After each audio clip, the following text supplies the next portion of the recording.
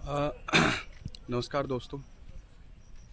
ये वीडियो बनाने के लिए बहुत सारी हिम्मत जुटाना मेरे लिए ना थोड़ा-सा मुश्किल हो रहा था और शायद यही रीज़न है कि ये वीडियो इतना लेट आ रहा है। मैं जानता हूँ आप में से बहुत सारे फेलो एस्पिरेंट्स मेरे साथी जो इस बार पेपर दे रहे थे या इसके बाद पेपर देने वाले हैं, जो मुझे तब से जानते हैं जब से मैं प्रिपरेशन में था या फिर जब मैंने संकल्प बैच पीडब्ल्यू का लिया था, उसका रिव्यू मैंने किया था। उसके बाद आप में से बहुत लोगों ने उसे बहुत सारा प्यार दिया, मेरी बातों को सराहा और कुछ लोगों ने ज्वाइन किया, कुछ लोगों ने ज्वाइन नहीं किया। तो वो चीज़, वो प्रेशर मेरे अंदर था कि यार बहुत सारे बच्चे ऐसे हैं, देखो फैमिली और दोस्त और रिश्तेदार वो सब तो ऑफ कोर्स हमसे आशाएं लगाए बैठे हैं, बट आप जो हमारे साथी दोस्त होते हैं ना, आप जैसे जो हमसे बहुत दूर शायद कहीं खड़े होते हैं, हमसे बहुत दूर कहीं रहते हैं, लेकिन फिर भी हमसे उन लोगों को बहुत सारी उम्मीदें होती हैं। तो उन्हीं उम्मीदों के डर से मैं ये वीडियो नहीं बना पा रहा था, लेकिन आज ये हिम्मत जुटाई और सोचा कि चलो बता दिया जाए कि मेरा प्रीलिम्स कैसा रहा, क्या निकल रहा है, क्या नहीं निकल रहा है, मैं कितने अटेम्प्ट कर पाया, इतनी मेहनत, क्या वो मेहनत किसी काम आई या मेहनत फेल हो गई, क्या मेहनत ख़त्म हो गई, क्या ज़िंदगी ख़त्म हो गई, क्या पेपर ख़त्म हो गया, क्या अटेम्प्ट ख़त्म हो गए, क्या मैं और अटेम्प्ट दूंगा या नहीं दूंगा। शायद मेरे लिए यह आप तक पहुंचाना बहुत ज़रूरी था, शायद मेरे को थोड़ा अच्छा फील होगा और शायद आप लोगों के लिए भी ये जानना ज़रूरी है, क्योंकि शायद आपको कुछ इंसाइट्स इस अटेम्प्ट से मिल सकें। तो अभी मैं उत्तराखंड की वादियों में भिक्केसैन नाम के एक छोटे से शहर में सड़क पर घूमता हुआ, अपनी गलतियों को याद करता हुआ, इस वीडियो को बनाने की हिम्मत करते हुए आप सब तक पहुंचाता हूं। तो देखो, प्रीलिम्स की कहानी ना प्रीलिम्स से शुरू नहीं होती। प्रीलिम्स की कहानी शुरू होती है 2020 के अप्रैल से, जब मैंने तैयारी करना शुरू किया। जस्ट मैंने 12th के लास्ट एग्ज़ाम दिया था, उसके अगले दिन से मैंने शुरू कर दिया। उसके बाद वो 4 साल जब ख़त्म हुए, मैंने खूब तैयारी करी, खूब मेहनत करी, अपना सब कुछ इस चीज़ को दिया, ना जाने कितने सेक्रीफाइस किए। और उसके बाद सॉरी अगर बीच में आप लोगों को कुछ साउंड सुनने को मिले तो अपना सब कुछ उस चीज़ को देने के बाद आखिरकार जब वो दिन आया प्रीलिम्स का, या उससे एक हफ्ते थोड़ा पीछे चले जाते हैं, या चलो 1 महीने पीछे चले जाते हैं। मेरे पिताजी एक माइग्रेंट वर्कर हैं, जो अलग अलग स्टेट्स में काम करते रहे, जहाँ उन्हें काम मिला as a labour, as a cook, या जो भी उन्होंने काम किया। तो पिताजी एक माइग्रेंट लेबर थे और ये सपना अपने मन में लाना कि मुझे भी एक दिन आईएएस बनना है, बहुत बड़ा अपने आप में सपना था। ये कहानी बहुत बड़ी है, लेकिन मैं इंपॉर्टेंट चीज़ें इससे बताऊंगा, क्योंकि असली कहानी मैंने उस दिन के लिए रखी है जिस दिन मैं यूपीएससी क्लियर कर लूँगा। तो होता ये है कि पेपर से ठीक 1 महीने पहले पिताजी जो काम कर रहे थे वो काम चल नहीं पाता, हम लोग अच्छे से उस चीज़ को हैंडल नहीं कर पाते और हम लोग डिसाइड करते हैं हम उसको शिफ्ट करेंगे, किसी दूसरी जगह जाकर उस काम को स्टार्ट करेंगे। मैं अपनी फैमिली के साथ था, मुझे अपनी फैमिली की रिस्पॉन्सिबिलिटीज़ भी निभानी थी, फैमिली को भी देखना था, अपनी तैयारी को भी देखना था, और उस चक्कर में 1 महीने पहले प्रीलिम से वो सब चीज़ें हो गई। हमें अलग शिफ्ट करना पड़ा, मुझे सब कुछ देखना पड़ा। जैसे ही एग्ज़ाम होने वाला था, एकदम से लॉ के एग्ज़ाम्स का नोटिफिकेशन आता है। मैं एलएलबी कर रहा हूँ, तो फर्स्ट सेम के एग्ज़ाम्स होने वाले होते हैं और मेरे 15 दिन उस एग्ज़ाम में चले जाते हैं। उसके बाद प्रीलिम्स से ठीक 16 जून को प्रीलिम्स था और 2 जून को मेरी दादी जी की डेथ हो जाती है। तो वो चीज़ भी हैंडल करना, और उसके बाद फिर उस चीज़ से बाहर निकाल के अपनी फैमिली को संभालते हुए उस चीज़ से बाहर आके फिर से खुद को ये दिलासा देना कि यार प्रीलिम्स देना चाहिए, ये तेरा पहला अटेम्प्ट है, होगा नहीं होगा अलग चीज़ है, बट तेरा वो सपना कि तुझे सबसे कम उम्र में आईएएस बनना है, या सबसे यंगेस्ट आईएएस ऑफिसर बनना है, या एक दिन देश का कैबिनेट सेक्रेटरी बनना है, उस सपने ने मुझे ज़िंदा रखा और मेरे को ये हिम्मत दिलाई कि लेट्स गो फॉर दिस। एक बार ये प्रीलिम्स दे लेते हैं, होगा नहीं होगा सब कुछ हमारे हाथ में नहीं होता। तो मुझे श्री कृष्ण जी की वो बात याद आई कि कर्म करना हमारे हाथ में होता है पार्थ, और जो हुआ ही नहीं उसकी चिंता क्यों करें। तो मैं प्रीलिम्स देने जाता हूँ, मैं अल्मोड़ा पहुँचता हूँ 14 जून को। 14 जून की शाम मैं अपने दोस्तों के साथ खूब एंजॉय करता हूँ, क्योंकि मेरे चाचा ने मुझसे कहा था कि अब कोई फ़ायदा नहीं है, आप कितना भी पढ़ लो उससे कुछ आएगा नहीं। बट 15 जून पेपर से ठीक 1 दिन पहले मुझे बहुत ज़्यादा टेंशन होने लगती है, बहुत ज़्यादा स्ट्रेस होता है, बहुत ज़्यादा एंजाइटी होती है, बहुत ज़्यादा मुझे लगता है कि मैं नहीं पढ़ पा रहा हूँ, मुझे कुछ याद नहीं है, मुझे कुछ नहीं आता। एंड उसके साथ मैं 15 जून को पूरे दिन पढ़ता हूँ, पूरी रात पढ़ता हूँ। रात को मुझे नींद नहीं आती, 1:30-2 बजे तक मैं उठा रहता हूँ, और जब नींद आती है तो बड़ी अच्छी नींद आती है पता नहीं क्यों, पर बड़ी अच्छी नींद आई। उसके बाद सुबह मैं उठ गया था 5 बजे। जो मेरे दोस्त थे जिनके मैं रूम पे उठा था, उनको भी किसी फिज़िकल के लिए जाना था, वहाँ पर कोई और दोस्त भी आए थे, तो उनको मैंने उठाया, वो अपना फ़िज़िकल देने निकल गए, और मैं उठा, मैंने अपना तैयारी की, नहा धोकर अपना तैयार होकर मैं ठीक 7:30 बजे सेंटर पे पहुंच जाता हूं, जबकि मुझे पता था कि 9 बजे जो है एग्ज़ाम एंट्री क्लोज़ होगी। तो 7:30 बजे मैं सेंटर पे पहुंचता हूं और वहां पर जाकर मुझसे रहा नहीं गया और मैंने लक्ष्मीकांत खोल ली, जबकि मैं जानता था कि अब पढ़ के कुछ नहीं होगा। मैंने लक्ष्मीकांत खोली और एमरजेंसी प्रोविजंस तक सारे पन्ने एक बार पलटा पलटा पलटा के देख लिए। उसके बाद मैंने बुक बंद करी। सारे बच्चे अंदर जा रहे थे। पता नहीं क्यों मुझे कोई स्ट्रेस नहीं था, मुझे कोई टेंशन नहीं थी, पता नहीं क्यों नहीं थी। मुझे नहीं पता क्यों नहीं था, तब तक नहीं था। तो प्रीलिम्स देने जैसे ही मैं अंदर जाता हूँ, अंदर जाकर उस प्रीलिम्स के अपनी सीट देखता हूँ और सीट देखकर अपनी रूम से बाहर आ जाता हूँ। उसके बाद जैसे ही 9 बजते हैं, एंट्रीज क्लोज़ होती हैं, बच्चे सब अपने क्लासरूम में जाते हैं, मैं भी अपने क्लासरूम में जाता हूँ। वहाँ पर कुछ दोस्त मिले, उनसे थोड़ा बहुत बातें हुई, पर पेपर से रिलेटेड मैंने अवॉइड किया कि कुछ बातें हम लोग करें। तो उसके बाद जब हम लोग क्लास के अंदर घुसते हैं, मैं अपनी क्लास पे बैठता हूँ। थोड़ी देर बाद OMR शीट आ जाती है जिस पर हम अपने रोल नंबर वगैरह भरते हैं और रोल नंबर एंड ऑल उसमें पूरा फिल करने के बाद देन कुछ टाइम बाद हमें वो क्षण आ जाता है जब हमारे हाथ में हमारा क्वेश्चन पेपर होता है। उस क्वेश्चन पेपर को देख के मेरे अंदर एक ख्याल तो ये था कि यार ये तेरी ज़िंदगी डिसाइड करने वाला है, और दूसरा ख्याल ये था कि शायद नहीं भी करेगा ज़िंदगी डिसाइड, क्योंकि इस साल IAS बने या अगले साल IAS बने, उससे क्या फ़र्क पड़ता है? कुछ फ़र्क नहीं पड़ेगा। एक सीरीज़ मैंने देखी थी, उसमें एक आदमी अपने जूनियर एस्पिरेंट से कहता है, फेलो एस्पिरेंट से कहता है कि अपना नाम लिखो और उस नाम के आगे IAS लिखो, और अब बताओ कि इसमें कहाँ लिखा है, तुमने कौन से अटेम्प्ट में क्लियर किया या तुम्हारी एज क्या है। तो यही सोच के मैं क्वेश्चन पेपर खोलता हूँ। पहला क्वेश्चन सामने आता है डिलिमिटेशन कमीशन को लेके। मुझे एकदम से दिमाग में क्लिक होता है 4, लेकिन मैं जैसे ही दोबारा सोचने की कोशिश करता हूँ, मेरा दिमाग बोलने लगता है नहीं, 3 ही कमीशन आए हैं। और उसके बाद मैं थोड़ा सोच समझ के उसमें 4 कमीशन टिक कर देता हूँ और आगे बढ़ जाता हूँ। तो हुआ ऐसा कि पहला क्वेश्चन ऐसा था जो मैं हैंडल कर सकता था, जिससे मेरा थोड़ा सा कॉन्फिडेंस बूस्टअप हुआ। और पेपर पूरा ख़त्म होने के बाद मैंने एक बार फिर से अपनी OMR में से अपने क्वेश्चन पेपर में जो मैंने आंसर किए हैं उनको टिक करने लगा। तो ये तो था पेपर 1 की कहानी। अब इसमें ना बहुत सारी चीज़ें हो पड़ी पेपर 1 देते टाइम, जिसमें से जो मुझे बाद में रियलाइज़ हुआ घर आकर कि शायद कुछ क्वेश्चंस और सही किए जा सकते थे, जो मैंने टिक भी किए, बट शायद नेगेटिव मार्किंग की डर से मैं उनको OMR शीट में मार्क नहीं कर पाया। बहुत डर लगा। वो रिवर्स वाला जो क्वेश्चन था, जो वाटरफॉल वाला क्वेश्चन था, मुझे आता था बट मैं नहीं टिक कर पाया। मुझे लगा कि शायद गलत कर दूंगा। फिर घर आकर मुझे लगा कि यार कर लेता तो शायद सही होता। और NBFC वाला जो क्वेश्चन था मैंने टिक नहीं किया, क्योंकि मैं थोड़ा सा डाउटफुल था उसमें।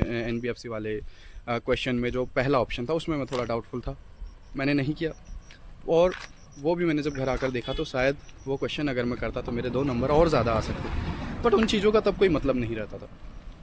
तो रूम से बाहर आता हूँ, मैं कोशिश करता हूँ कि किसी से कोई बात ना हो, किसी से मैं पेपर के बारे में बात ना करूँ। मेरे कोई जानने वाले भी वहाँ जो मुझसे काफ़ी बड़े थे वो भी आए थे, तो मैंने कोशिश की कि मैं कोई बात ना करूँ। CSET आता है। CSET का पेपर जैसे ही मैं स्टार्ट करता हूँ, मेरी स्ट्रेटेजी क्लियर थी कि मैं 30 मिनट में अपना कॉम्प्रिहेंशन कंप्लीट करूँगा, 1.5 घंटा मैथ और रीजनिंग को दूंगा, और मैंने किया भी।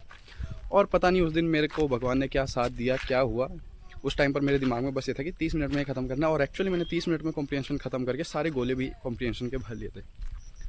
उसके बाद 27 क्वेश्चंस जो कॉम्प्रिहेंशन के आए थे, उसके बाद 23 क्वेश्चंस मैंने कोशिश की कि मैं मैथ और रीजनिंग के वाले जो हैं उनको कंप्लीट कर लूँ। एंड इवेंचुअली 23 क्वेश्चंस जो थे मैं मैथ और रीजनिंग के उसमें कर पाया। तो ओवरऑल मैंने 50 क्वेश्चंस जो हैं वो अटैम्प्ट किए थे CSET में। अब CSET से बाहर आके मेरे दोस्त मुझसे मिले। मेरा एक काफ़ी अच्छा दोस्त है पंकज, वो आया। उसने मुझसे कहा था कि मैं पेपर वाले दिन तुमसे मिलूँगा। तो पेपर आके वो मिले, हमने थोड़ा बहुत एंजॉय किया। घर जाकर जब वो सारे क्वेश्चंस जब टैली करने का टाइम आया, तो मैंने PW की आंसर की खोली यूट्यूब पर और अपना GS टैली करना स्टार्ट किया। इतने में ही बीच में मेरे एक दोस्त का फ़ोन आया जो इस साल अटैम्प्ट जिसने दिया था। उसने मुझसे कहा कि भैया यार GS की ऐसी तैसी हो गई। हुआ ये कि जिस हिसाब से क्वेश्चन पेपर आया था, हम सबको ये लग रहा था कि शायद क्वेश्चन पेपर थोड़ा सा आसान एंड पे आया है, और उस चक्कर में मैक्सिमम बच्चों ने क्या किया कि शायद क्वेश्चंस बहुत ज़्यादा अटैम्प्ट कर दिए। उसका भी ऐसे ही हुआ। और जब उसने ये बात मुझसे कही, मैं तब तक अपने लगभग 15-20 क्वेश्चन टैली कर चुका था, और 15-20 में से मेरे 5-7 क्वेश्चन जो थे वो गलत थे, और मुझे भी ये लगने लग गया था कि शायद मैं अब इस रेस से बाहर हूँ। मैंने भी उसे यही बोला कि भाई मेरा भी ख़त्म हो गया है और अब कुछ नहीं हो सकता। मैंने कहा मैं एक बार पूरा टैली कर लेता हूँ, उसके बाद तुझे कॉल करूँगा। मैंने जब क्वेश्चन पेपर पूरा टैली किया तो मुझे लगा कि शायद मेरे 70s और 80s के बीच में मार्क्स बन रहे हैं, बिकॉज कोचिंग अलग अलग उस हिसाब से।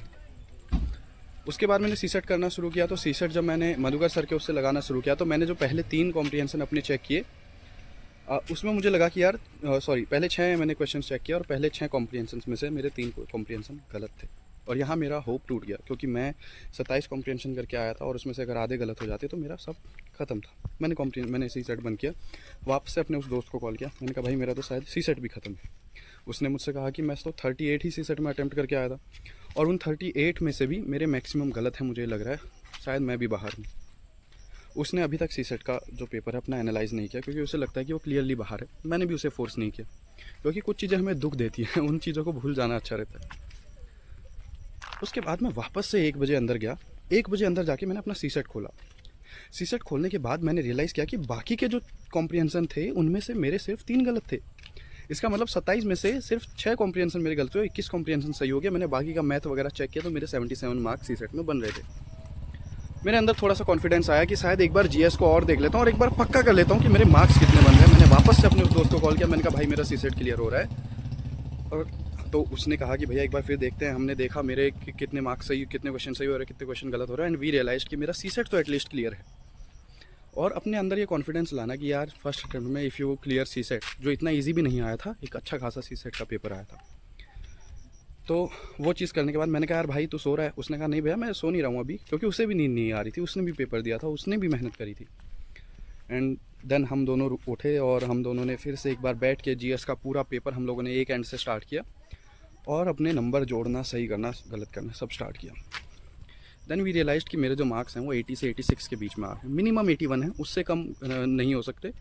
और उसके ऊपर, क्योंकि मैं ये मानता हूँ कि शायद एक दो क्वेश्चन अगर यूपीएससी कुछ ऊपर नीचे करता है या कुछ होता है तो 81 से 87 तक मेरे मार्क्स बन सकते हैं, 86 से 87 तक, और उससे ज़्यादा होने के चांस थोड़ा सा कम है। इस मोमेंट पर मैं थोड़ा सा टूट गया। इस मोमेंट पर मुझे लगा कि यार अब चीज़ें हाथ से पक्का निकल गई हैं, क्योंकि जितना मैं सुन रहा था सब ये कह रहे हैं यार पेपर इजी आया था, पेपर इजी आया था, पेपर इजी आया था, बट भाई फैक्चुअल भी तो आया था। माना पेपर इजी आया था, बट जितना फैक्चुअल था उसमें क्वेश्चन गलत होने के चांसेस थे। मुझे ये लग रहा था कि मैंने 79 क्वेश्चन जीएस में अटैम्प्ट किए हैं, उसमें से एटलीस्ट मेरे 60 ठीक होंगे। घर आके देखा तो मेरे 51 क्वेश्चन ठीक हो रहे थे। तो लास्ट में इस चीज़ को रियलाइज़ करके कि शायद कट ऑफ 90 प्लस 5 और उससे शायद थोड़ा एक दो नंबर कम नीचे, तो 95 के आसपास कट ऑफ रहेगी। ये मैंने अपने मन में डाला 90 to 95, और मैंने खुद को फिर ये दिलासा देनी शुरू करी कि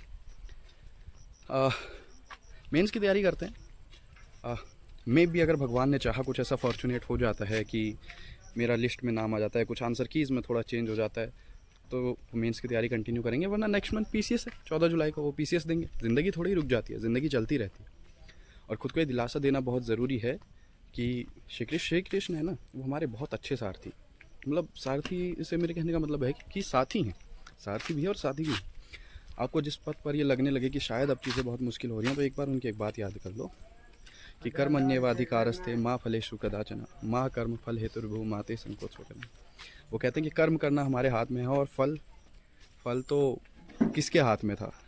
जब युधिष्ठिर जैसे को राज नहीं मिला, जब राम जैसे राज नहीं अच्छे से कर पाए, राम के हाथ से सीता माता तक, राम जी के हाथ से लास्ट में सीता माता तक को छूटना पड़ा, सीता माता तक चले गई।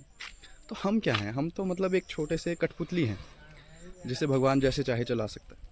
तो कर्म करिए और अपना आगे बढ़िए। मुझे नहीं पता प्रीलिम्स क्लियर हो रहा है या नहीं हो रहा, जहाँ तक है नहीं हो रहा, but still I would say जिन लोगों ने पेपर दिया, I am proud of you all. मुझे आप सब से बहुत बहुत बहुत गर्व है, और हम लोगों ने बहुत मेहनत की थी, हम लोगों ने बहुत अच्छा परफॉर्म किया। कोई बात नहीं, वो दिन अपना नहीं था। देखो 2 दिन 4 घंटे हमारे 4 साल 2 साल 1 साल को डिफाइन नहीं कर सकते। हम लोगों ने जितना उस चीज़ को दिया है वो 4 घंटों में समेटना बहुत मुश्किल चीज़ होती है, और फिर भी हम लोगों ने बहुत अच्छा किया, अपनी बेस्ट किया। जो रिज़ल्ट होगा साथ में देख लेंगे ना यार। ख़राब होगा तो सबका ख़राब होगा, अच्छा होगा तो सबका अच्छा होगा। अगर हमारा नहीं भी अच्छा होता तो अगले साल अच्छा हो जाएगा। और वैसे भी देखो, ये मानना बहुत ज़रूरी है कि जो होता है अच्छे के लिए होता है, और इस बात को अपने मन में हमेशा रखना कि जो कुछ हुआ अच्छे के लिए हुआ। एक रीज़न ये वीडियो डालने के पीछे ये भी था कि हो सकता है मेरे साथ देने वाले बहुत बच्चों के मेरे से भी कम नंबर बन रहे हों, और ये भी हो सकता है कि बहुत सारे बच्चों के मेरे से ज़्यादा नंबर बन रहे हो। तो जो जिनके ज़्यादा बन रहे हैं वो ये मत सोचो कि उनके कम नंबर बन रहे हैं, क्योंकि मैं भी हूँ यार, मेरे को भी देखो, हम लोग तुमसे भी नीचे। तो अपने आप पे विश्वास करो। जिनके मुझसे कम बन रहे हैं, 4 नंबर 5 नंबर मुझसे भी कम बन रहे हैं, वो भी मुझे देखो यार, क्योंकि मैं भी आप लोगों की तरह इतनी मेहनत करके वहाँ पहुँचा, और एट दी एंड सब चीज़ें वहीं रुक जाती हैं। तो 4-5 नंबर हमारी ज़िंदगी डिसाइड नहीं करते, क्योंकि आपसे अगर आपसे ऊपर बहुत लोग हैं तो आपसे नीचे भी बहुत लोग हैं, और मेहनत सब ने करी है। वीडियो शायद थोड़ा लंबी हो गई। अब अगली वीडियो अगर जब प्रीलिम्स का रिज़ल्ट आएगा तभी बनाने की, मैं अगर मुझे हिम्मत हुई तो मैं ज़रूर वो वीडियो बनाऊंगा, वरना मिलते हैं अगले साल प्रीलिम्स के टाइम पे। लेकिन मैं बताऊंगा ज़रूर, मैं हिम्मत करूंगा ज़रूर, क्योंकि मैंने मेहनत करी है। मेरा क्लियर हो, मेरा क्लियर ना हो, अगर मैं पहले दिन से आपसे जुड़ा हूँ, अगर आप लोग मेरे अच्छे टाइम में मेरे साथ थे, तो मेरा बुरा टाइम भी आप ही को देखना पड़ेगा ना, आप सबको ही सुनना पड़ेगा। तो मिलते हैं बाद में, और आप सभी को अग्रिम शुभकामनाएं अगले साल के लिए, और जिनका क्लियर हुआ उन सबको बहुत बहुत शुभकामनाएं। अपने मेंस की तैयारी कीजिए और बहुत अच्छा परफॉर्म कीजिए। और हाँ, जिसको भी ये लग रहा है पेपर बहुत इजी आया था, इजी नहीं आया था, इजी नहीं आया था। जस्ट दैट कि 2023 के कंपैरिजन में थोड़ा क्वेश्चंस का फ्रेमिंग थोड़ा इजी था, बट इजी नहीं आया था। अपने मन में ये चीज़ डाल लो, कट ऑफ ऊपर जाएगी, बट कितना ऊपर जाएगी ये हम लोगों को भी नहीं पता है। तो अगले साल के लिए तैयारी करो या मेंस के लिए तैयारी करो, बट दिल से तैयारी करो, ताकि बाद में आप लोगों के मन में मेरी तरह ये रिग्रेट ना रहे कि मैंने तैयारी नहीं करी। हम लोगों ने खूब तैयारी करी, हम लोगों ने पेपर बहुत अच्छे से दिया। कभी कभी कुछ चीज़ें हमारे हाथ में नहीं होती, और जो चीज़ें हमारे हाथ में होती है, we should take control of those things. मिलते हैं अगले साल या शायद एक महीने बाद। Bye guys, thank you so much. मेरा मन बहुत हल्का हुआ आप सभी लोगों से बात करके। Thanks a lot, thanks a lot.